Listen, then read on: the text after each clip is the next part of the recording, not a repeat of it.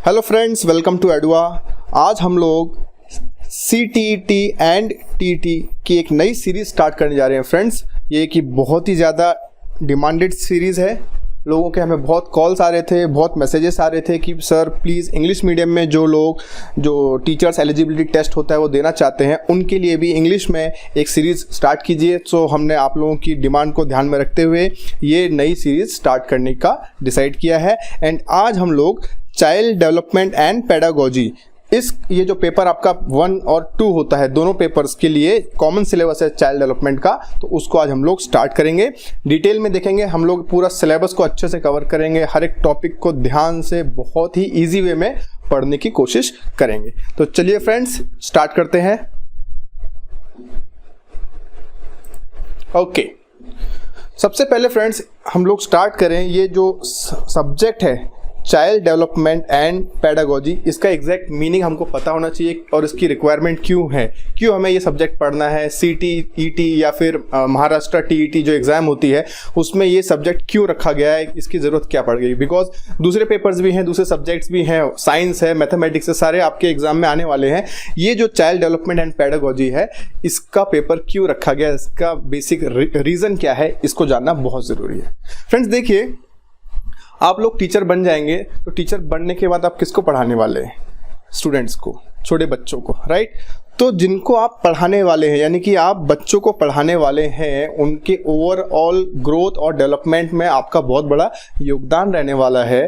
तो आपको पता होना चाहिए कि सामने जिस व्यक्ति को आप पढ़ाएंगे उसका नेचर कैसा है, वो किस तरह से चीज़ों को रिसीव करने वाला है, किस तरह से आप उसको सिखा सकते हैं, उसकी प्रकृति क्या है, टेंडेंसी क्या है, बच्चे किस तरह से जल्दी चीज़ें सीखते हैं, उनकी साइकोलॉजी क्या होती है, ये सब चीज़ें जानना बहुत ज़रूरी है यदि आप एक अच्छे टीचर बनना चाहते हैं। इसीलिए ये जो सब्जेक्ट है चाइल्ड डेवलपमेंट एंड पेडागोजी, इसको इंक्लूड किया गया है आपके TET एग्जाम में, राइट। तो child development basically physical development नहीं, उसके साथ साथ उसका साइकोलॉजिकल ओवरऑल डेवलपमेंट के ऊपर ध्यान दिया जाता है। आप जब टीचर बन जाते हैं तो कहीं ना कहीं स्टूडेंट्स, एक बच्चा अपने टीचर्स के साथ में बहुत ज़्यादा समय स्पेंड करता है अपने दिन का।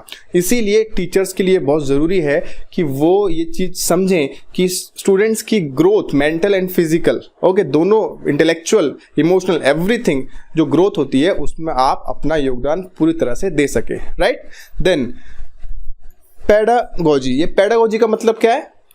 These are basic teaching principles, यानी कि किस तरह से स्टूडेंट्स को पढ़ाया जाए, स्टूडेंट्स आपकी चीज़ों को रिसीव करें और उसके अंदर वो बदलाव आए जो आप चाहते हैं। ओके, ये जो प्रिंसिपल्स होते हैं स्टूडेंट्स को पढ़ाने के तरीका, उनको ऑब्जर्व करना, उनके अंदर कैसे पॉजिटिव चेंजेस लाना है, ओके, इन सब चीज़ों को ऑब्जर्व करना एंड इम्प्लीमेंट करना, इसी को पेडागोजी कहा जाता है। तो बेसिकली ये नाम चाइल्ड डेवलपमेंट एंड पेडागोजी छोटा सा दिख रहा है, लेकिन काफ़ी वास्ट सिलेबस है। इसको हम लोग स्टेप बाय स्टेप पूरा इजी वे में कवर करेंगे। तो आज हम लोग एकदम बेसिक टॉपिक स्टार्ट करेंगे, दैट इज डेवलपमेंट, राइट। तो देखिए फ्रेंड्स, डेवलपमेंट का बेसिक डेफिनेशन क्या कहता है?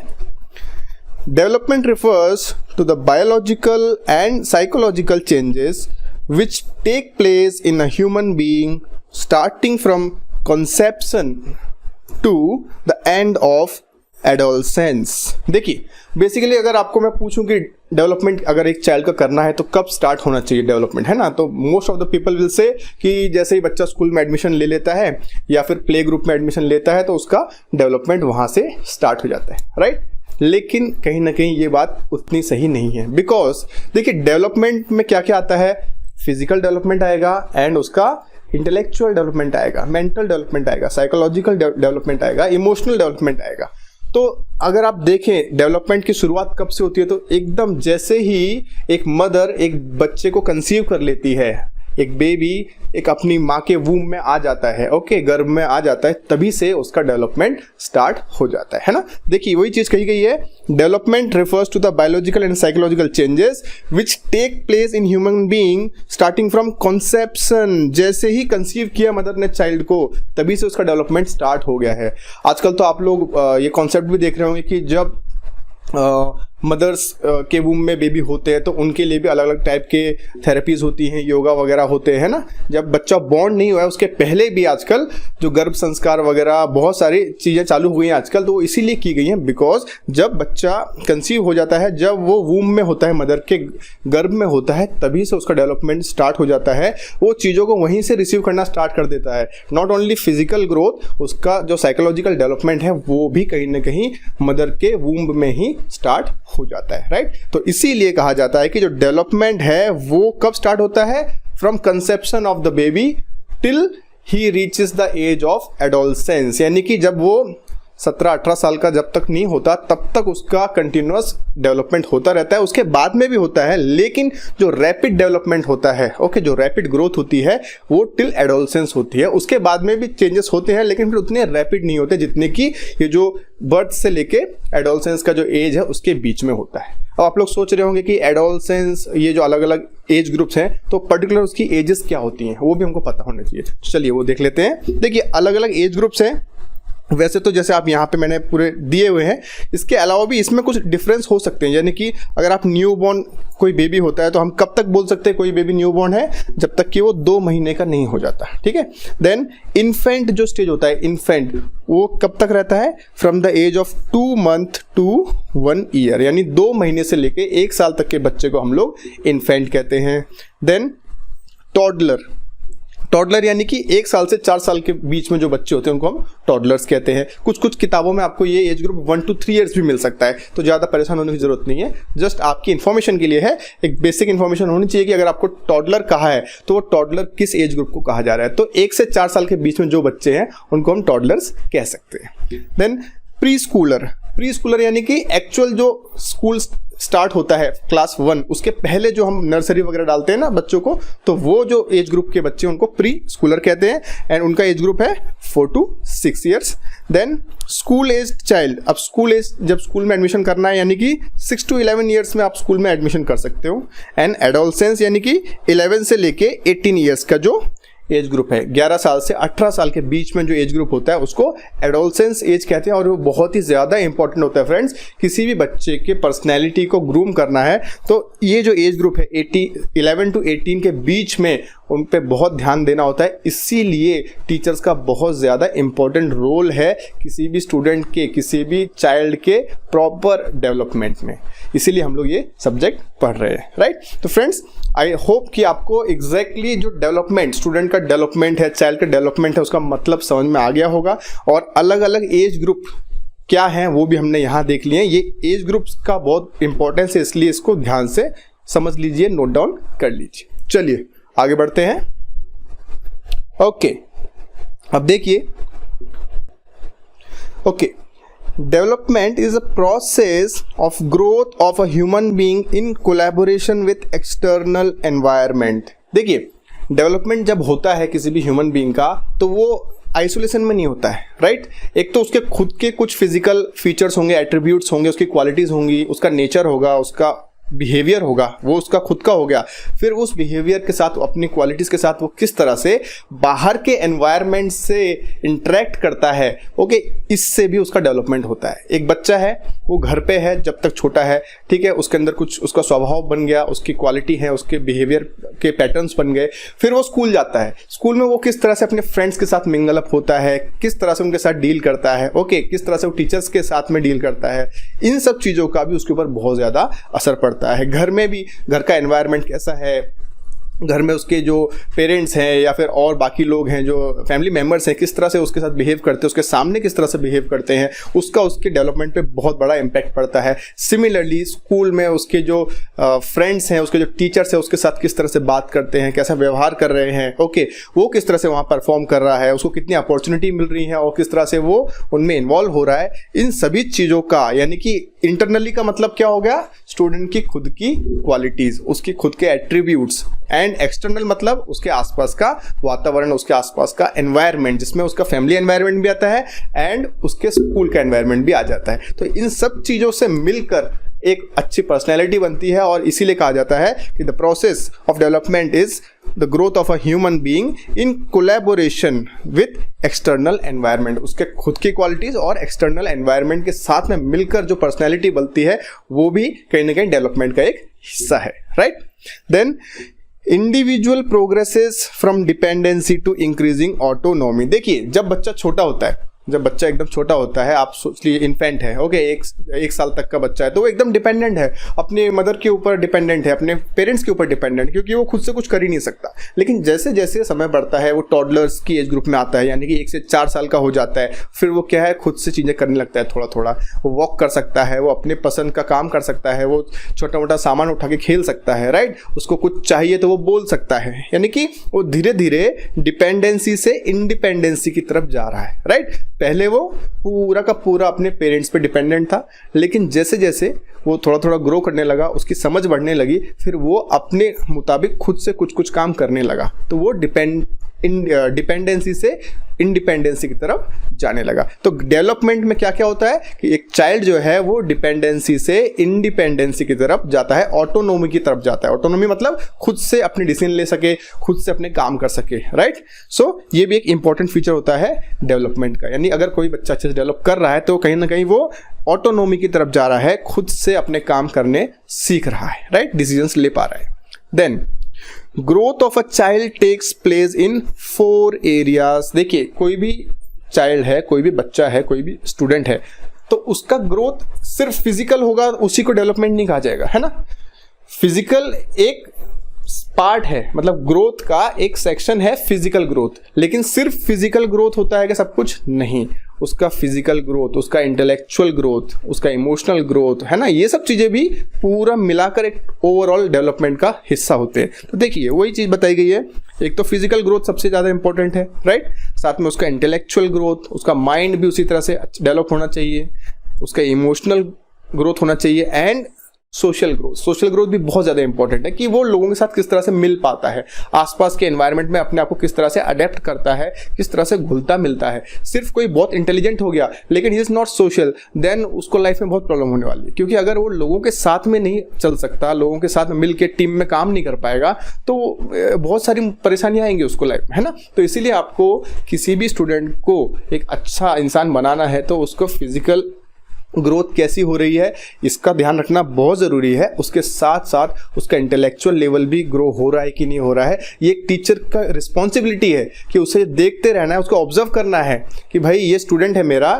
फिजिकली अच्छा है तो उसका इंटेलेक्चुअल लेवल कैसा है, साथ साथ उसका इमोशनल लेवल कैसा है, सिर्फ इंटेलेक्चुअल लेवल नहीं, इमोशनल लेवल। बिकॉज देखिए, आज की जो जनरेशन है, आज की जो डेट है, इसमें इंटेलेक्चुअल लेवल बाय डिफॉल्ट बच्चों का बहुत अच्छा आ रहा है। आप देखते होंगे कि छोटे छोटे बच्चे हैं, छोटे छोटे मतलब 4 या 5 साल के आजकल के बच्चे मोबाइल इतना अच्छे से यूज़ कर लेते हैं। तो ये कहीं ना कहीं दिखाता है कि वो इंटेलेक्चुअली ऑलरेडी बहुत अच्छी कैपेबिलिटीज लेकर आए हैं, राइट। लेकिन जो आज की डेट में सबसे ज़्यादा इंपॉर्टेंट है, दैट इज इमोशनल इंटेलिजेंस की आज की जो बात होती है। बिकॉज देखिए, अगर कोई बहुत इंटेलिजेंट है दैट इज गुड, लेकिन अगर वो इमोशनली हेल्दी नहीं है तो वो क्या है, अपनी इंटेलिजेंस का इस्तेमाल गलत जगह पे करेगा। लेकिन अगर कोई इमोशनली बहुत स्ट्रांग है तो अपनी इंटेलिजेंस का इस्तेमाल अच्छी जगह पर ही करेगा, ठीक है। मुझे लगता है कि इसका एग्जाम्पल देने की जरूरत नहीं है कि आज जो भी डिस्ट्रक्टिव काम हो रहे हैं, चाहे आप इंटरनेट की दुनिया में ले लीजिए, है ना, ऑनलाइन जितने क्राइम होते हैं वो क्यों होते हैं, because people who are intellectually very high but emotionally they are very low, they commit such type of crimes। यानी कि इंटेलेक्चुअल लेवल बहुत अच्छा है हमारा, लेकिन इमोशनली हम वीक हैं, तो हमारा जो इमोशनल क्वोशेंट है वो वीक होने के कारण हम हमारा इंटेलिजेंस का इस्तेमाल गलत जगह पे करने लगते हैं। इसीलिए एक टीचर की रिस्पॉन्सिबिलिटी है कि वो अपने स्टूडेंट्स का इंटेलेक्चुअल ग्रोथ का ध्यान रखे, लेकिन साथ साथ उनके इमोशनल ग्रोथ का भी पूरा ध्यान रखे। उसे ऑब्जर्व करते रहना है कि ये मेरा स्टूडेंट है, ये मेरी स्टूडेंट है, ये फिजिकली अच्छे ग्रो कर रहे हैं, साथ साथ में इंटेलेक्चुअली भी उनका डेवलपमेंट अच्छा हो रहा है, स्टडीज़ में अच्छे हो रहे हैं, साथ साथ उनका इमोशनल लेवल भी कहीं ना कहीं इंप्रूव होना चाहिए। उन्हें ह्यूमैनिटी के लिए आगे लाइफ में कुछ ना कुछ अच्छा करने की प्रेरणा कहाँ से मिलेगी, जब वो इमोशनली बैलेंस्ड होंगे। तो आपको इमोशनल डेवलपमेंट पे भी बहुत ध्यान देना होगा, right. And then social development क्या है? वही कि आपको अपने स्टूडेंट्स को टीम प्लेयर बनाना है, उन्हें लोगों के साथ मिल के रहना सीखना है, उन्हें लोगों को अप्रिशिएट करना सिखाना है और लोगों के बीच में रह के काम करना सिखाना है ना। अलग चलना नहीं सिखाना है आपको, सबको साथ में लेकर चलना सिखाना है। तो इस तरह से टोटल ये जो 4 अलग अलग एरियाज हैं, physical, intellectual, emotional and social, इन सब में जब ग्रोथ होगी तब वो एक हेल्दी ग्रोथ मानी जाएगी। अगर इनमें एक भी एरिया में डेफिशिएंसी रह गई, कमी रह गई, तो वो चाइल्ड पूरा हेल्दी डेवलप चाइल्ड नहीं कहा जाएगा, उसमें कहीं ना कहीं कुछ डेफिशिएंसी आपको दिखेंगी। इसीलिए ये एक टीचर की रिस्पॉन्सिबिलिटी है कि वो इन चारों एरियाज में काम करे और उसे जब भी लगे कि भाई कहीं की कुछ कमी आ रही है तो उसके लिए वो एक्स्ट्रा स्टेप्स ले। पेरेंट्स से भी मिलना होगा कि पेरेंट्स को बताए कि देखिए आपके जो आपका बच्चा है वो इन एरियाज में अच्छा है, लेकिन इन एरियाज में उस पर काम करने की ज़रूरत है, सो दैट जैसे ही वो 18 ईयर्स तक पहुंचे तब तक वो एक ओवरऑल वेल ग्रूम्ड पर्सनैलिटी बन जाए और उसे लाइफ में आगे छोटी मोटी परेशानियों में कोई दिक्कत ना हो और वो आराम से आगे ग्रो कर सके। राइट, चलिए आगे बढ़ते हैं। Okay, so these developments occur in individuals in a similar way but at different speed and rates। अब देखिए, ये हमने देख लिया कि डेवलपमेंट किस किस एरिया में होना चाहिए। 4 एरिया देख लिया, फिजिकल देख लिया, इंटेलेक्चुअल देख लिया, इमोशनल देख लिया और सोशल देख लिया। अब और हमने ये भी देखा कि अलग अलग हमने एज ग्रुप्स देखे कि टॉडलर्स कब कहते हैं, उसके बाद में एडोलसेंट कब कहेंगे। राइट, तो ये जो एज ग्रुप्स हैं इनके कुछ पर्टिकुलर कैरेक्टरिस्टिक्स होंगे, यानी कि ऑन एन एवरेज अगर आपने 100 बच्चे ले लिए तो 100 में से एटलीस्ट 70 to 75 स्टूडेंट्स, चिल्ड्रेन, वो एक तरह से एक एज ग्रुप में आकर रिस्पॉन्ड करेंगे। यानी कि मैक्सिमम बच्चे 1 से 4 साल के बीच में चलने लगते हैं, बोलने लगते हैं, खेलने लगते हैं, अपने हाथ से थोड़ा बहुत खाना खाने लगते हैं। राइट, मैक्सिमम बच्चे बोल रहा हूँ, लेकिन ज़रूरी नहीं है कि हर बच्चा, जैसे हम एक एज ग्रुप को कुछ क्वालिटी दे रहे हैं कि भाई इस एज ग्रुप का बच्चा बोलने लगेगा, चलने लगेगा, खेलने लगेगा, अपने हाथ से खाना खाने लगेगा। ज़रूरी नहीं है कि हर बच्चा वो कर सके, कुछ बच्चे ऐसे भी होंगे ना कर पाए। सबकी जो ग्रोथ एंड डेवलपमेंट की जो रेट होगी वो कहीं ना कहीं वेरी करेगी, बिकॉज मशीन नहीं है, we are not machines. Right, हम लोग ह्यूमन बींग्स हैं, तो इसमें सब हर एक आदमी, हर एक बच्चा यूनिक होता है, सबके पास कुछ कैरेक्टरिस्टिक्स अलग होती है दूसरे से, कुछ पॉजिटिव्स होंगे, कुछ नेगेटिव्स होंगे, कुछ प्लस होंगे, कुछ माइनस होंगे। तो जनरल अगर आप देखा जाए तो मैक्सिमम सारे बच्चे एक ही तरह से रिस्पॉन्ड करते हैं। जो हमने अलग अलग एज ग्रुप बताए, उन एज ग्रुप्स के अलग अलग डेवलपमेंट्स होते हैं, उस एज ग्रुप में आके सारे बच्चे उस तरह से डेवलपमेंट दिखाने लगते हैं। लेकिन फिर भी ये चीज़ 100% सही नहीं होती है। कई बार क्या होता है कि कुछ बच्चे उस एज पे आके, जो भी पर्टिकुलर एज ग्रुप की आप बात करें, तो वहाँ पे जो डेवलपमेंट दिखनी चाहिए उनमें वो दिखती नहीं है, थोड़ा डिले हो जाती है कुछ बच्चों में। और उसी समय कुछ बच्चे ऐसे भी होते हैं जो अपनी एज से पहले ही डेवलपमेंट कर लेते हैं कुछ चीज़ों का। आजकल आप देख रहे होंगे कुछ बच्चे बोलना बहुत जल्दी सीख जाते हैं, यानी कि पहले के अगर आप 20-25 साल पुराने के जो जनरेशन के लोग हैं उन्होंने अपने एज ग्रुप में 3 साल में आके बोलना सीखा होगा, तो आजकल कुछ बच्चे 2-2.5 साल में बोलने लगते हैं। मतलब इट वेरीज, लेकिन इसका मतलब ये नहीं है कि उनमें कुछ कमी है या फिर वो कुछ बहुत ज़्यादा एडवांस हो गया, ऐसा नहीं है। इट डिपेंड्स, थोड़ा सा जेनेटिक भी होता है, लेकिन कहने का मतलब यही है कि ये जो डेवलपमेंट्स होती हैं they occur in each individual in a similar way but at different speed and rates. अलग अलग बच्चों का जो ग्रोथ का पैटर्न होता है वह थोड़ा बहुत डिफर करता है, तो इसलिए ज़्यादा चिंता की बात नहीं होती कि भाई कोई बच्चा इस तरह से रिस्पॉन्ड नहीं कर रहा, उसका एज इतनी हो गई है, वो भाई 4 साल पे ठीक से नहीं भाग रहा है लेकिन 5 साल में एकदम से भागने लगेगा, है ना। कहने का मतलब है कि आपको देखते रहना, ऑब्जर्व करना है कि बच्चे ग्रो करें। अगर अपने जो ड्यू टाइम है उस पर कुछ डेवलपमेंट कम भी दिख रहे हैं तो वो आने वाले समय में डेवलपमेंट हो रहा है कि नहीं हो रहा है, ये आपको ऑब्जर्व करते रहना है। फिर भी नहीं हो रहा है, बहुत लैग हो रहा है, उसके बाद में फिर एक्स्ट्रा एफर्ट्स लेने की जरूरत पड़ेगी। Right, then some children reach the growth milestones earlier, जो मैंने बताया, यानी कि ग्रोथ के कुछ माइलस्टोन्स बनाए गए हैं। माइलस्टोन मतलब क्या, जैसे बोल दिया गया, जैसे मैंने बताया कि अगर 1 to 4 ईयर्स का कोई बच्चा है तो he should walk easily, he should run, he should speak, वो अपने हाथ से खाना खाना चाहिए, he should eat on his own. अगर 4 साल का कोई बच्चा हो गया है तो जनरली क्या है, वो आराम से भाग सकता है, बोल सकता है, अपने हाथ से खाना खा सकता है। राइट, तो ये सब एक जनरल माइलस्टोन्स है, लेकिन इसका मतलब ये नहीं है कि हर बच्चा 4 साल पे ही भागेगा। कुछ बच्चे 3 साल में भागना स्टार्ट कर देते हैं, कुछ बच्चे 2.5 साल में चलने लगते हैं, है ना, कुछ बच्चे 4 साल तक ज़्यादा बोल ही नहीं पाते हैं, कुछ बच्चे तो 3 साल में बहुत बोलने लगते हैं। कहने का मतलब क्या है कि जनरल जो माइलस्टोन है, कुछ बच्चे उससे पहले भी डेवलपमेंट दिखा देंगे एंड कुछ बच्चे वो माइलस्टोन की एज ग्रुप को क्रॉस करने के बाद कुछ और समय लेंगे, थोड़ा उनको डिले होता है, उसके बाद में वो डेवलपमेंट दिखाते हैं। आपको सिर्फ ऑब्जर्व करना है, अब जब ये डिले बहुत ज़्यादा हो जाए तो उस पर फिर काम करना है, राइट। वही बोला गया है, some children reach the growth milestones earlier, कुछ बच्चे ग्रोथ के जो माइलस्टोन है उस पर जल्दी पहुंच जाते हैं, अपनी एज जो है उसके पहले ही कुछ डेवलपमेंट दिखाने लगते हैं, whereas some reach their later. और कुछ बच्चे क्या होता है, जो माइलस्टोन है उसको क्रॉस कर जाएंगे वो एज ग्रुप को, उसके बाद में थोड़ा लेट से उनका वो डेवलपमेंट होता है, राइट, उसमें कोई बुराई नहीं है।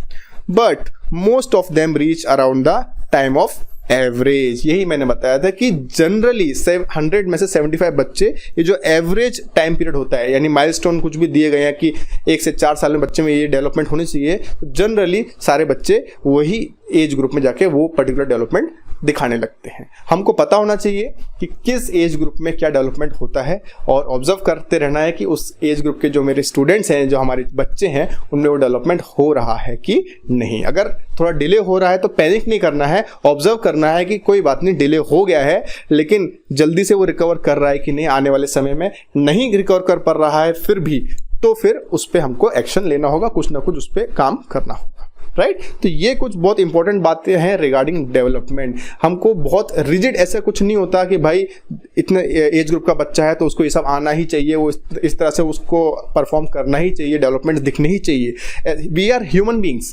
हम मशीन नहीं है कि फिक्स उसमें सॉफ्टवेयर डाल दिया उसके हिसाब से काम कर रहे हैं, नहीं, कहीं ना कहीं वेरिएशंस होते हैं, है ना, म्यूटेशंस होते हैं। हमारा जो जेनेटिक स्ट्रक्चर है सबका डिफरेंट होता है, एवरीबडी इज यूनिक, सब में कुछ ना कुछ बहुत पॉजिटिव फीचर्स भी होते हैं, हर बच्चे में नहीं होंगे। कोई बच्चा कम बोलता होगा लेकिन उसके अंदर एक बहुत ही अलग टैलेंट होगा, आपको वो भी देखना है, उस चीज़ को हाईलाइट करना है, पेरेंट्स को बताना है उसके, सो दैट उसका ओवरऑल डेवलपमेंट में उसके पेरेंट्स उस फीचर्स पे काम कर सके, है ना। ये सारी चीज़ें कौन सबसे ज़्यादा ऑब्जर्व कर सकता है? सिर्फ एक टीचर कर सकता है। वाई? बिकॉज टीचर के पास जो बच्चे स्टूडेंट्स हैं सबसे ज़्यादा समय अपना व्यतीत करते हैं, स्पेंड करते हैं, राइट। इसीलिए स्टूडेंट टीचर्स की बहुत बड़ी जिम्मेवारी है कि वो अपने स्टूडेंट को ध्यान से ऑब्जर्व करें और देखें उनके अंदर क्या क्या पॉजिटिव ट्रेट्स हैं, उनको और बढ़ाएं, और उनके अंदर जो निगेटिव ट्रेट्स दिख रहे हैं उसको किस तरह कम किया जा सके उस पर काम करें, राइट। चलिए, ओके, देखिए वही बात है, डेवलपमेंट का जो बेसिक फंडा क्या है कि इट इन्वॉल्व्स चेंज। टाइम के साथ में धीरे धीरे कुछ ना कुछ चेंज होने लगेंगे बच्चे के अंदर, तो आपको ऑब्जर्व करना है, टीचर को ऑब्जर्व करना है कि ये चेंजेस हो रहे हैं कि नहीं। वही चीज़ बताई गई है कि development involves change and change is only permanent. सिर्फ चेंज परमानेंट है और कुछ परमानेंट नहीं होता है। There can be individual differences in children's growth, right, activity levels and timing of development milestones such as ages and stages, but the principles and characteristics of development are universal। देखिए वही चीज़ मैंने बताई अभी आपको कि इंडिविजुअली अगर आप देखेंगे 10 बच्चों को ले लेंगे तो उनमें ग्रोथ का जो पैटर्न है वो कहीं ना कहीं डिफर करेगा, है ना। सारे बच्चे एक तरह से ग्रोथ नहीं दिखाते हैं, किसी में थोड़ा फास्ट हो रही होगी, किसी में स्लो हो रही होगी, लेकिन जिसमें स्लो हो रही होगी उसमें कुछ एज के बाद में जाके फास्ट हो जाएगी, जिसमें पहले फास्ट ग्रोथ हो रही थी उस बच्चे की ग्रोथ बाद में शायद स्लो हो जाए। तो सबके इंडिविजुअल पैटर्न होंगे, उसमें कोई प्रॉब्लम नहीं है। लेकिन यहाँ पर एक ही चीज़ है कि जो ग्रोथ के जो प्रिंसिपल्स होते हैं, देखिए डेवलपमेंट के जो प्रिंसिपल हैं वो यूनिवर्सल होते हैं, यानी हर बच्चे पे वो जो डेवलपमेंट के प्रिंसिपल हैं वो पूरे के पूरे एज इट इज़ लागू होंगे। और वो प्रिंसिपल हम लोग आगे अभी पढ़ने वाले कुछ इंपॉर्टेंट प्रिंसिपल्स हम देखेंगे कि कौन से डेवलपमेंट के कौन से इंपॉर्टेंट प्रिंसिपल होते हैं जो कि हर बच्चे पे लागू होंगे, उसमें कोई प्लस माइनस नहीं होगा, राइट। तो देखिए कितनी बड़ी जिम्मेदारी होती है एक टीचर की अपने स्टूडेंट्स के लाइफ में। हम लोग इस चीज़ को ध्यान नहीं देते हैं कि एक जो टीचर है वो कितना महत्वपूर्ण है अपने स्टूडेंट्स की लाइफ में, उनकी ग्रोथ में, उनकी सक्सेस में। इसीलिए कहा भी जाता है कि एक डॉक्टर अगर गलत बन जाता है तो वो सिर्फ कुछ पेशेंट्स का नुकसान करेगा, राइट।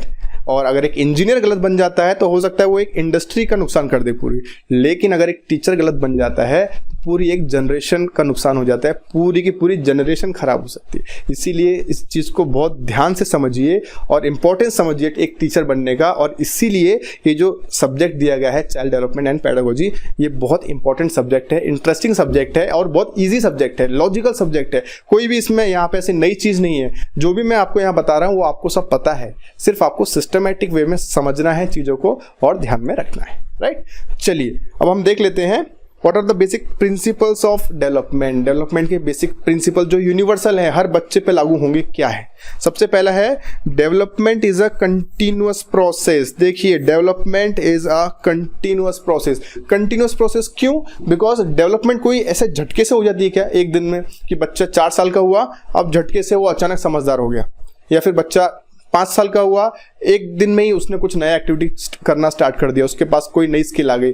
ऐसा नहीं होगा, धीरे धीरे धीरे धीरे ग्रेजुअली लगातार डेवलपमेंट होता है ना। तो वही बताया गया है कि हर बच्चे केस में आपको, हर एक स्टूडेंट के केस में आपको ये जो ग्रोथ है, डेवलपमेंट है, वो स्लोली लेकिन कंटिन्यूसली दिखेगी। ऐसा नहीं होगा कि एक स्टूडेंट रातों रात अचानक से एकदम मैच्योर हो गया, अचानक से एकदम से इंटेलेक्चुअली बहुत हाई हो गया, ऐसा नहीं होगा। स्लोली लेकिन कंटिन्यूसली ये पैटर्न होगा, राइट। वही कहा गया है कि development is a continuous process.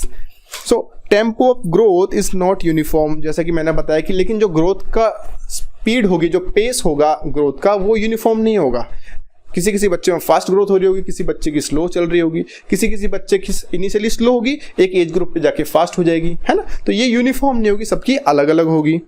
Specially during the early years it is Swift and later on it slows down. देखिए जब बच्चा छोटा होता है 1 से 4 साल, तो उसकी ग्रोथ काफ़ी फास्ट होती है। जैसे छोटा बच्चा है, एक बेबी है, 4 महीने का बेबी है, और 4 महीने से 1 साल के बीच में जो बेबी होता है उसका वजन एकदम झटके से बढ़ता है। लेकिन जैसे ही वो 1 साल का हो गया, 1-1.5 साल का हो गया, फिर उसका बॉडी वेट झटके से नहीं बढ़ता, फिर धीरे धीरे बढ़ता है। अगर आपके बेबीज़ हैं तो आप जानते होंगे ये बात, है ना। तो कहने का मतलब है कि जो इनिशियल ईयर्स होते हैं किसी भी बच्चे की लाइफ के, उसमें उसकी जो ग्रोथ होती है वो काफ़ी स्विफ्टली होती है, एकदम यूनिफॉर्मली ग्रोथ होती चलती है, स्पीड अच्छी होती है ग्रोथ की। लेकिन एक स्टेज के बाद में वो ग्रोथ उतनी फास्ट नहीं होती। जैसे कि मैंने बताया एडोलसेंस की जो एज है, 18 ईयर्स आपने जैसे अचीव की और एडल्ट हो गए, उसके बाद में वो ग्रोथ होगी, ग्रोथ चलती रहेगी, कंटिन्यूसली होगी, लेकिन उतनी स्पीड से नहीं होगी जितनी की इनिशियली हो रही थी। इसीलिए कहा गया है कि जो टीचर्स हैं उनके पास स्टूडेंट एटलीस्ट क्लास 12 तक तो रहते ही हैं, है ना, स्कूल में। तो वो जो एज ग्रुप होता है एडोलसेंस का, उसमें आपको बहुत इंपॉर्टेंट भूमिका निभानी होती है अपने स्टूडेंट्स की ग्रोथ के लिए, राइट। तो इस बात का ध्यान रखें। चलिए अगले प्रिंसिपल को देखते हैं। Okay, principle of change. Principle of change बहुत इंपॉर्टेंट प्रिंसिपल है फ्रेंड्स डेवलपमेंट का।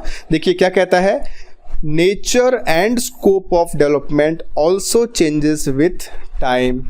A boy when he was 4 years old will not be the same when he will be 20 years old। देखिए जो डेवलपमेंट है वो हर एज ग्रुप में एक जैसा डेवलपमेंट नहीं होगा, चेंज होता जाएगा। यानी कि छोटा बच्चा है, राइट, तो जब वो 4 से 6 साल का हुआ तो उस समय उसमें एक डेवलपमेंट दिखेगा कि वो बहुत फास्ट चलने लगेगा, बोलने लगेगा, है ना, बहुत ज़्यादा बोलने लगेगा, फास्ट चलने लगेगा, उसको चीज़ें आप सिखाओगे सीखने लगेगा, है ना। तो ये जो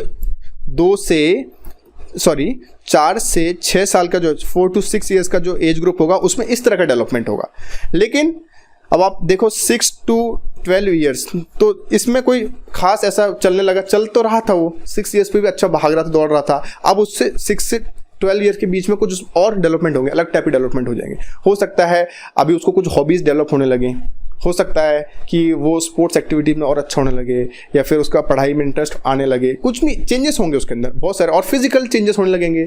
अभी जैसे हाइट बढ़ रही है, 6 to 12 ईयर्स में उसकी हाइट बढ़ने लगी काफ़ी अच्छी, लेकिन 18 ईयर्स के बाद में उसकी हाइट नहीं बढ़ रही होगी ज़्यादा, या फिर बढ़ेगी तो बहुत मामूली बढ़ेगी, उतना आप उसको ध्यान से समझ नहीं पाएंगे कि इसकी हाइट बढ़ रही है। लेकिन 18 ईयर्स तक बच्चे की हाइट काफ़ी स्पीड से बढ़ेगी। तो ये क्या हो गया कि पर्टिकुलर एज ग्रुप के टाइम पे अलग अलग आपको चेंजेस देखने को मिलेंगे। हर एक एज ग्रुप में सेम चेंजेस देखने को नहीं मिलेंगे। वही कहा गया है कि जैसे when a boy was of 4 years old he will not be the same age when he will be 20 years old। एक 4 साल का लड़का था तो उसका फिजिकल फीचर्स भी अलग होंगे। जैसा अगर 20-22 साल का हो गया, आप देखेंगे उसके चेहरे पे फेशियल हेयर्स आ गए होंगे, उसके मूंछ आ गई होंगी, राइट।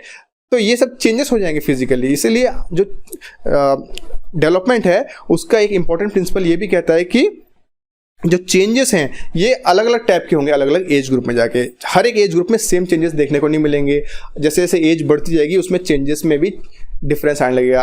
अगर आप 4 से 6 साल के बच्चे को देखोगे तो उसमें कुछ अलग डेवलपमेंट होता है, 6 से 8 या 12 साल के बच्चे में अलग डेवलपमेंट होगा, 12 से 18 साल के बच्चे में अलग डेवलपमेंट दिखेंगे, अलग चेंजेस दिखेंगे, एंड उसके बाद में भी चेंजेस चलते ही रहेंगे, कभी चेंजेस रुकते नहीं हैं, लेकिन उनकी स्पीड कम हो जाएगी एंड चेंजेस का पैटर्न अलग हो जाएगा, अलग अलग चेंजेस आने लगेंगे, राइट। तो ये भी एक इंपॉर्टेंट प्रिंसिपल है of development. Next, principle of significance of early development. Okay, ये देखिए, ये बहुत इंपॉर्टेंट, एक बहुत ही इंपॉर्टेंट प्रिंसिपल है, principle of significance of early development. Significance मतलब इंपॉर्टेंस ऑफ अर्ली डेवलपमेंट। किसी भी बच्चे की लाइफ में जो उसका इनिशियल ईयर्स होते हैं ना, 1 से आप 10-12 साल के जो एज ग्रुप होता है, अर्ली जो लाइफ है, अर्ली लाइफ ईयर्स हैं, वो बहुत ही ज़्यादा इंपॉर्टेंट होते हैं उस बच्चे की ओवरऑल पर्सनैलिटी को बनाने में। ठीक है, आप कहेंगे कि देखिए हम तो हर एक एज ग्रुप पे काम कर सकते हैं, उनको डेवलपमेंट में मदद कर सकते हैं, बिल्कुल सही बात है, लेकिन आप एग्जांपल देता हूँ कि सोचिए एक छोटा पौधा आपने लगाया, राइट, तो उसको आप कटिंग करते हो, उसको शेप देना चाहते हो तो आप इजीली दे सकते हो, लेकिन वो पौधा जब बड़ा हो जाता है, एक ट्री बन जाता है, तो आप उसका शेप नहीं चेंज कर सकते। कटिंग कर दोगे, कुछ ना कुछ करोगे, लेकिन उस इतना ईजिली नहीं कर पाओगे जितना कि एक छोटे से पौधे में कर सकते हो। सिमिलरली हमारी लाइफ में भी ऐसा ही होता है कि जब बच्चे छोटे होते हैं तो उनकी लाइफ पे, उनके एनवायरनमेंट का बहुत ज़्यादा उनकी साइकोलॉजी पे इम्पैक्ट पड़ता है। इसीलिए कहा गया है कि जो इम्पोर्टेंस है अर्ली डेवलपमेंट की वो बहुत ज़्यादा है। Early development stage is more important than the later development stage for a child. जो अर्ली डेवलपमेंट का स्टेज है, 1 साल से लेकर आप सोचिए 12 साल या 18 साल, एडोलसेंस कंप्लीट होने तक का जो एज पीरियड होता है वो बहुत ज़्यादा इंपॉर्टेंट होता है और बहुत सेंसिटिव होता है। बच्चे के ऊपर उसके घर का जो एनवायरनमेंट है उसका बहुत इम्पैक्ट पड़ता है, फैमिली में रिलेशंस कैसे हैं उसका इम्पैक्ट पड़ता है, वो स्कूल में जा रहा है, टीचर्स कैसे हैं, स्कूल का माहौल कैसा है, उसके जो फ्रेंड सर्कल है स्कूल में उनका बहुत ज़्यादा उसकी साइकोलॉजी के ऊपर, उसकी मेंटेलिटी, उसकी थिंकिंग और उसके इमोशनल वेलबींग के ऊपर बहुत ज़्यादा फ़र्क पड़ता है। इसीलिए कहा गया है कि जब बच्चे छोटे होते हैं तब उनकी पर्सनैलिटी को संवारने का सबसे अच्छा समय होता है। अगर आप ध्यान दें उस समय पे, इस 1 से 18 साल के बीच में बच्चे को अच्छा वातावरण दें, अच्छी परवरिश दें, तो वो एक बहुत ही सक्सेसफुल पर्सन बन जाएगा, उसकी पर्सनैलिटी बहुत स्ट्रांग बन जाती है। इसीलिए ये जो प्रिंसिपल है ये यही कह रहा है कि the principle of significance of early development, कि जो बच्चे होते हैं उनका जो इनिशियल डेवलपमेंट का स्टेज होता है, इनिशियल ईयर्स होते हैं, उसमें डेवलपमेंट बहुत ज़्यादा होती है, बहुत अच्छी हो सकती है as compare to later part of their life. यानी अगर आप 18 ईयर्स के बाद में उन पर कुछ काम करना चाहते हैं उनकी पर्सनैलिटी में, तो उसके जो रिजल्ट्स हैं उतने अच्छे जल्दी दिखेंगे नहीं जितने कि अगर आप अर्ली ईयर्स में काम करेंगे, राइट। तो ये एक बहुत ही अच्छा और इम्पोर्टेंट प्रिंसिपल था। चलिए आगे बढ़ते हैं। Next is principle of predictability. Predictability यानी आप प्रेडिक्ट कर सकते हो क्या? देखिए, we can predict that at particular age a child will learn to speak, walk, write and so on. ये प्रिंसिपल एकदम सही बात है जो हमने देखा कि जनरली हम क्या कर सकते हैं, एक एवरेज एज पे जाके हर एक बच्चा इस तरह से डेवलपमेंट दिखाने लगता है। ये प्रेडिक्ट कर सकते हैं, हम बोल सकते हैं कि 0 से 1 ईयर का जो बच्चा होगा वो कुछ अपने हाथ से खुद नहीं कर सकता, लेकिन 2 to 4 ईयर्स का जो बच्चा होगा वो वॉक कर सकता है। हम ये प्रेडिक्ट कर सकते हैं, है ना, वी कैन प्रेडिक्ट, हम ये अनुमान लगा सकते हैं। देन 4 to 6 ईयर्स का जो बच्चा होगा वो अपने हाथ से खाना खा सकता है। इस तरह से हम अलग अलग एज ग्रुप डिवाइड करके उनके पर्टिकुलर कुछ फीचर्स डिसाइड कर सकते हैं, प्रेडिक्ट कर सकते हैं। क्यों? Because on an average every child behaves like that only in that age group. जब वो एज ग्रुप में आ जाता है तो एक एवरेज चाइल्ड उसी तरह से डेवलपमेंट दिखाने लगता है। तो जो प्रिंसिपल ऑफ प्रेडिक्टेबिलिटी वो यही कहता है कि हम लोग ये प्रेडिक्ट कर सकते हैं कि जनरल ट्रेंड हर एक एज ग्रुप का क्या होता है, right. Then next, principle of individual differences. देखिए वही जो हमने बताया कि हर बच्चा अलग होता है, सबका जेनेटिक मटेरियल अलग है, डीएनए अलग है, तो कुछ ना कुछ चेंजेस तो आने वाले हैं। तो वही कहा गया है principal of individual differences. Individual difference तो होंगे ही होंगे हर एक बच्चे में, सारे बच्चे ले लीजिए आप, लेकिन उनमें कुछ ना कुछ, इवन आप ट्विंस भी ले लेंगे ना तो उनमें भी बहुत सारे आपको डिफरेंस देखने को मिल जाएंगे। तो अलग अलग लोग तो अलग अलग होने वाले हैं। वही कहा गया है development involves individual differences. There is no fixed rate of development for a child. Differences are due to heredity and environmental factors. देखिए, एक तो सबसे पहली बात है कि कोई भी दो इंसान इस दुनिया में सेम नहीं है, हर एक पर्सन यूनिक है, हर एक पर्सन के अंदर कुछ ना कुछ यूनिक बातें आपको देखने को मिलेंगी। नेगेटिव फीचर्स भी होंगे, पॉजिटिव फीचर्स भी होंगे। अब यहाँ पे ये जो प्रिंसिपल है, प्रिंसिपल ऑफ इंडिविजुअल डिफरेंसेस, वो ये कहता है कि जो डेवलपमेंट है वो आपको सभी लोगों में अलग अलग दिखेगी। 100 बच्चे ले लेंगे आप एक ही एज ग्रुप के, उनमें भी आपको अलग अलग डेवलपमेंट दिखेंगे। किसी में ज़्यादा डेवलपमेंट हो गया होगा, किसी में कम हो गया होगा, किसी में स्लो चल रहा होगा, किसी में बहुत फास्ट चल रहा होगा। तो किसी भी 2 बच्चों में आपको सेम जो डेवलपमेंट है वो नहीं दिखेंगे। इनफैक्ट ट्विंस के केस में भी, जुड़वा बच्चों के केस में भी ऐसा ही होता है। ठीक है, so there is no fixed rate of a development for a child. आप ऐसा नहीं बोल सकते कि ये बच्चा 4 साल का है तो उसके अंदर ये डेवलपमेंट होना ही चाहिए, ऐसा कंपलसरी नहीं है। उसमें 4 साल में वो चीज़ नहीं आई जो आनी चाहिए थी, वो डेवलपमेंट नहीं दिखा रहा है, वो 5 साल में दिखाने लगेगा। हो सकता है वो 4 साल का है लेकिन जो उसके अंदर डेवलपमेंट जो हो गए हैं वो डेवलपमेंट 6 साल पे होते हैं, उसने 4 साल पे ही दिखा दिए। फास्ट भी दिखा सकता है, स्लो भी दिखा सकता है। तो ऐसा कोई फिक्स रूल नहीं है कि इस एज पे ये होना ही चाहिए। एक जनरल ट्रेंड होता है जो हम प्रेडिक्ट करते हैं, लेकिन कंपलसरी नहीं होता है। ठीक है, so differences are due to heredity. ये डिफरेंसेस क्यों होते हैं? जैसे मैंने बताया, हमारा डीएनए अलग है, हेरिडिटिकल हमारे अंदर जो इन्फॉर्मेशन है जो हमको हमारे पेरेंट्स से मिली है वो अलग है सबकी, इसलिए हमारे अंदर थोड़े बहुत डिफरेंस तो आने ही वाले हैं। फिजिकल एट्रीब्यूट्स में भी चेंजेस आएंगे, हमारे इमोशनल, हमारे इंटेलेक्चुअल जो कैपेबिलिटीज है उसमें भी डिफरेंस आ जाएंगे। एंड साथ ही साथ एनवायरनमेंट का भी बहुत बड़ा रोल होता है। हमारे आसपास जो माहौल होता है, हमारे स्कूल में, हमारे घर में, हमारी सोसाइटी में जो हम एनवायरनमेंट देखते हैं, जहाँ हम रहते हैं, कंटिन्यूसली हम जो ऑब्जर्व करते हैं आसपास, उसका भी हमारी पर्सनैलिटी पे बहुत बड़ा इंपैक्ट होता है। इसीलिए डिफरेंसेस आ जाते हैं। सो बेसिक रूट कॉज क्या है डिफरेंसेस का? इंडिविजुअल्स में डिफरेंस क्यों आते हैं? Because of heredity factors and environmental factors. यानी कि आपका जो डीएनए है वो डिफरेंट है, सब लोगों के डीएनए डिफरेंट है, एंड आप अलग अलग एनवायरनमेंट में रहते हो। आपका घर का माहौल अलग है, आपका स्कूल का माहौल अलग है, आपका सोसाइटी अलग है, उसका आपके ऊपर इम्पैक्ट होता है, एंड इसीलिए इंडिविजुअल डिफरेंसेस क्रिएट होते हैं। तो ये फ्रेंड्स एक बहुत इंपॉर्टेंट और बेसिक प्रिंसिपल है डेवलपमेंट का, राइट। चलिए आगे बढ़ते हैं। ओके, अब देखते हैं, जैसे कि हम हेरिडिटी की बात कर रहे हैं तो उसका क्या रोल होता है हमारी डेवलपमेंट में। हेरिडिटी बेसिकली फ्रेंड्स बहुत इंपॉर्टेंट होती है किसी भी इंडिविजुअल की पर्सनैलिटी को डिसाइड करने के लिए। So a person's personality is an outcome of both his genetic as well as cultural environment. जो अभी हमने देखा कि किसी की भी पर्सनैलिटी जो है वो अकेले आइसोलेशन में नहीं बन जाती है, उसकी जेनेटिक्स का उसके ऊपर बहुत बड़ा इम्पैक्ट होता है। जो उसने एक्वायर किया है अपने पेरेंट्स से, अपने एंसेस्टर्स से, उसका तो उसकी physical as well as intellectual growth के ऊपर इम्पैक्ट होने ही वाला है, नो डाउट। साथ ही साथ जो कल्चर का, एनवायरनमेंट का जो उसके ऊपर इम्पैक्ट होता है, जिसमें वो ग्रो कर रहा है, वो भी आप नज़रअंदाज नहीं कर सकते। इसीलिए किसी भी पर्सनल की जो पर्सनैलिटी होती है वो उसकी हेरिडिटी एंड उसका जो एनवायरनमेंट, उन दोनों को मिलकर बनती है। Then certain qualities are inborn. देखिए इनबॉर्न मतलब क्या है? ये आपके डीएनए में आ गई हैं कुछ क्वालिटीज़, ठीक है ना, आपके एंसेस्टर से, आपके पेरेंट्स से, आप इनबॉर्न, यू हैव एक्वायर्ड, वो आपके डीएनए में है, वो आपके जीन्स में है, और that they simply develop naturally without external influence. यानी कि जो कुछ क्वालिटीज ऐसी होती हैं जो हेरिडिटी से आती है, हेरिडिटी के लिए आती हैं आपके फैमिली से आपके अंदर, तो उसके लिए कोई एक्सटर्नल फैक्टर जिम्मेदार नहीं हो सकता। यानी कि आप नहीं बोल सकते कि ऐसा एनवायरनमेंट में ये बच्चा रहता है, उसका स्कूल का एनवायरनमेंट ऐसा है, उसका फैमिली का एनवायरनमेंट ऐसा है, इसलिए इस बच्चे में ये कैरेक्टरिस्टिक्स दिख रही हैं, ऐसा नहीं कर सकते। कुछ कैरेक्टरिस्टिक फीचर्स ऐसे होंगे जो कि वो उसके जीन्स में है, उसने फैमिली से ही एक्वायर कर लिए हैं, ओके, तो उसके लिए आप बाहर के एक्सटर्नल एनवायरनमेंट को बिल्कुल भी जिम्मेदार नहीं ठहरा सकते। Then heredity creates a tendency towards certain things and how we function in certain ways। जो हमारा हेरिडिटी है, यानी कि जो हमारे जीन्स हैं, जो हमारे अंदर जेनेटिक मटेरियल है, हमारा डीएनए है, उसके कारण क्या होता है कि हमारी जो ग्रोथ है, डेवलपमेंट है, उसका एक पर्टिकुलर पैटर्न फिक्स होने लगता है अपने आप, बाय डिफॉल्ट। यानी एक्सटर्नल कोई इन्फ्लुएंस नहीं है, फिर भी हमारे जो जीन्स हैं, हमारे जो अंदर डीएनए मटेरियल है हमारे अंदर, वो हमको एक अलग टाइप की टेंडेंसी देता है, अलग वे में ग्रो करने के लिए, अलग वे में डेवलप करने के लिए। इसीलिए देखेंगे आप हर एक फैमिली में कुछ पर्टिकुलर फीचर्स आपको देखने को मिलेंगे। कुछ फैमिलीज में क्या होगा, आप देखेंगे सारे के सारे लोग बहुत लंबे होंगे हाइट में, जो जेनेटिक है, हेरिडिटरी आ रहा है ग्रोथ डेवलपमेंट का feature.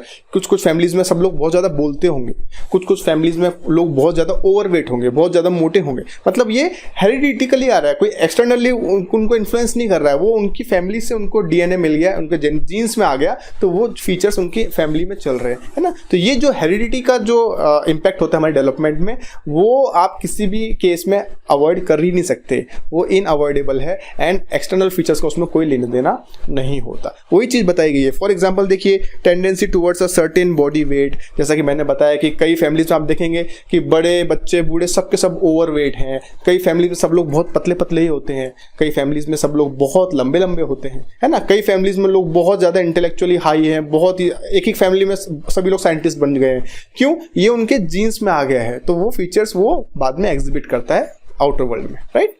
So, heredity plays a vital role in bringing changes in an individual's personality. देखिए, एक्सटर्नल फैक्टर जो हमने क्या बताया था कि किसी भी पर्सन की जो पर्सनैलिटी है उसमें दो बेसिक इनपुट्स आती हैं। एक आती है हेरिडिटी की एंड दूसरी आती है एनवायरमेंट, हेरिडिटी एंड एनवायरमेंट। तो जो एनवायरमेंट वाला फीचर है, इसको आप कंट्रोल कर सकते हो। You can control to some extent, यानी कि आप चाहो तो आपके स्कूल, बच्चे का जो स्कूल है वो चेंज कर सकते हो। अगर आपको लगता है कि भाई स्कूल अच्छा नहीं है, वहाँ का एनवायरनमेंट अच्छा नहीं है, बच्चे का प्रॉपर ग्रोथ नहीं हो रहा है, वो उस तरह से डेवलप नहीं कर रहा है अच्छे से, तो आप उसका स्कूल चेंज कर सकते हो, यानी कि आप उसका एनवायरनमेंट चेंज कर सकते हो। अगर आप जहाँ रहते हो आपको लगा कि वहाँ का माहौल अच्छा नहीं, आप घर चेंज कर सकते हो, है ना। लेकिन क्या आप जीन्स चेंज कर सकते हो? You can not change the genes, ये आपने एक्वायर किए हैं थ्रू योर पेरेंट्स, उनको आप चेंज नहीं कर सकते। इसीलिए कहा जाता है कि जो हेरिडिटी है उसका हमारी जो ग्रोथ होती है, जो डेवलपमेंट होती है किसी भी चाइल्ड की, उस पर बहुत इंपॉर्टेंट इम्पैक्ट पड़ता है। And heredity plays a very important and vital role in the growth and development of a child. क्यों? बिकॉज हेरिडिटी से आपको जो मिला है, जो जीन्स हैं, उनको वी कैन नॉट चेंज, लेकिन जो एनवायरनमेंट है to some extent we can control and change, है ना। इसीलिए जो हेरिडिटी है it plays a vital role in the development of a child. Okay, so friends, आज हमने जो डेवलपमेंट का कॉन्सेप्ट होता है किसी भी चाइल्ड के लाइफ में, उसको हमने डिटेल में देखा, क्या क्या बेसिक इंपॉर्टेंट प्रिंसिपल्स हैं डेवलपमेंट के वो भी देखे, और हमने जाना कि जो हेरिडिटी है उसका किसी भी चाइल्ड की ग्रोथ और डेवलपमेंट में क्या योगदान होता है, कितना महत्वपूर्ण योगदान होता है ना। और हमने ये भी देखा कि सारे बच्चे जो एक एज ग्रुप में आप ले लो तो सारे के सारे बच्चे एक तरह का डेवलपमेंट नहीं दिखा सकते, कुछ ना कुछ आपको चेंजेस देखने को मिलेंगे। क्यों? Because of heredity. जो अभी हमने देखा, हेरिडिटी, सबके जीन्स अलग हैं, तो वो अपने जीन्स के हिसाब से ही ग्रोथ पैटर्न को फॉलो करते हैं। थोड़े बहुत प्लस माइनस आपको देखने को मिलेंगे। एंड एनवायरनमेंट का उतना ही ज़्यादा इंपॉर्टेंट रोल होता है किसी भी बच्चे की पर्सनैलिटी को ग्रूम करने में। इसीलिए एज अ टीचर आपको ये बात का ध्यान रखना है कि आप अपने स्टूडेंट्स को स्कूल में अच्छा एनवायरनमेंट दें, अच्छा कल्चर दें, सो दैट वो एक अच्छे ह्यूमन बीइंग बन सकें। सो फ्रेंड्स, आई होप आज का सेशन काफ़ी फ्रूटफुल रहा होगा। आप लोगों को सेशन कैसा लगा प्लीज़ कमेंट करके बताइए। हमारे चैनल को सब्सक्राइब कर लीजिए, बेल आइकन को दबा लीजिए, सो दैट आने वाली इसमें जो नेक्स्ट सीरीज़ के जो वीडियो लेक्चर्स होंगे उसको आप मिस ना कर जाएं। So thank you so much for being with us. Have a nice day.